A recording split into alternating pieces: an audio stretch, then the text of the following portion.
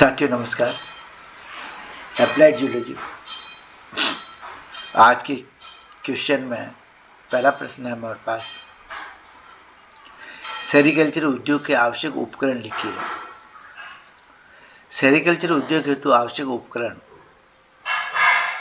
उचित स्थान, पालन पोषण ट्रे, कटाई थाल, अनसन ट्रे, मचान, कोकून ट्रे, पत्तियां काटने का चाकू, टोकरियां, डालाज, आर्द्रता मापी, ताप मापी, ओवन और फ्रिज।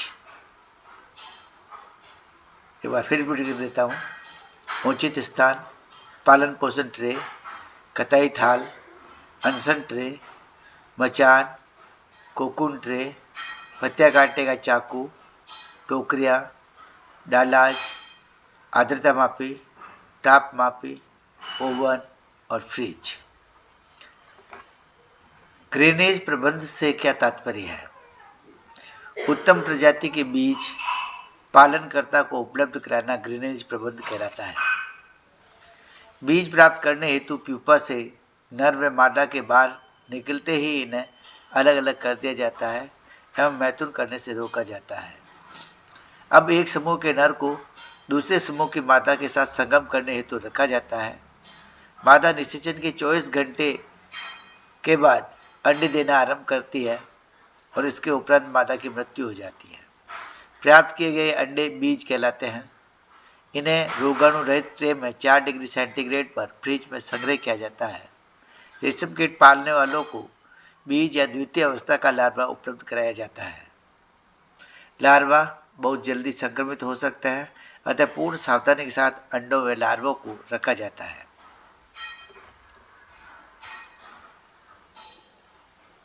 रीलिंग क्या है? एकत्रित किए गए कोकूनों को जल में उबाला जाता है। गर्म जल में उबालने से धागों के बीच के बंधन कमजोर हो जाते हैं, अतः कोकून से धागा अलग करने में सुविधा होती है। कोकून से धागा खोलने की क्रिया को रीलिंग कहलाती है। पूरा कोकून एक सतत धागे से बना होता है। यह धागा 1000 से 1500 मीटर लंबा हो सकता है। यह धागा लार्वा के द्वारा स्वयं पर 1 मिनट में 65 बार सिर घुमाकर स्त्रावित करते हुए लिपटा गया होता है। अनुभवी कारीगर द्वारा एक साथ 4-5 कोकून से धागा पकड़कर अलग करते हुए एक छिद्र अक्षिका से निकालकर चक्री पर चढ़ाकर लपेटा जाता है। लगभग 25,000 कोकूनों से 454 ग्राम रेशम निकलता है। इसे ही रील्ड सिल्क भी कहा जाता है। एक कोकून का भार 1.8 से 2.2 ग्राम होता है। रेशम कीट की पालन विधि समझाइए। पालनकर्ता बीजों को लेकर पालन ट्रे में रखकर भोजन उपलब्ध कराता है।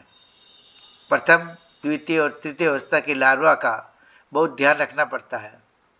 चतुर्थ और पंचम लार्वा को लटकाने वाली ट्रे में नायलॉन की जाली में रखकर दिया जाता है। एक दिन में एक बार प्रत्येक पालन ट्रे में बिछोना 3, 4 व 5वीं अवस्था के लार्वा हेतु बदला जाता है ताकि स्वच्छता बनी रहे। प्रथम व द्वितीय अवस्था के लार्वे को शहतूत की कटी पत्तियों का भोजन ही दिया जाता है। ये बहुत ही कोमल होता है, जबकि बाद की अवस्था के लार्वा पूरी पत्तियों को भी काट काट कर खाने योग्य हो जाते हैं। जिस कमरे में लार्वा व शहतूत की पत्तियां रखी जाती है, वहाँ की आर्द्रता 60 से 70% होनी चाहिए। नमी में कमी होने पर शहतूत की पत्तियों का स्वाद व तन्यता नष्ट हो जाती है, अतः ताप बढ़ने पर उपाय किए जाने चाहिए। पत्तियों को गीले कपड़े में लपेट कर रखा जा सकता है। कमरे का तापक्रम 23 डिग्री सेंटीग्रेड से 27 डिग्री सेंटीग्रेड के बीच ही रखा जाना चाहिए। एक पालन ट्रे में लार्वा अधिक संख्या में नहीं रखने चाहिए, इससे लार्वा का विकास ठीक से नहीं हो पाता है। 5वीं अवस्था का लार्वा परिपक्व होने पर भोजन करना बंद कर देता है। यह सिल्क ग्रंथि से रेशम बनाना आरंभ कर कोकून बनाता है। इसमें लार्वा की कतई थालों में स्थानांतरित कर दिया जाता है। इन्हें कुछ तीसरी स्थिति में कुछ देर के लिए रखते हैं और 3 दिनों में कोकून पूर्णतः बन जाता है।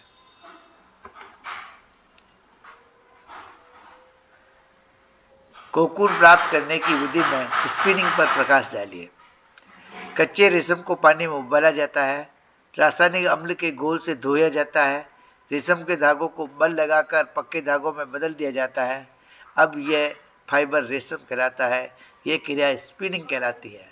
क्षतिग्रस्त कटे फटे कोकून तथा व्यर्थ बचे धागों को भी काट कर एवं धुन कर धागा बना लिया जाता है। इसे स्पन रेशम कहते हैं। कुछ कोकून अगली फसल हेतु बीजों की भांति सुरक्षित रखे जाते हैं। जय हिंद, जय भारत।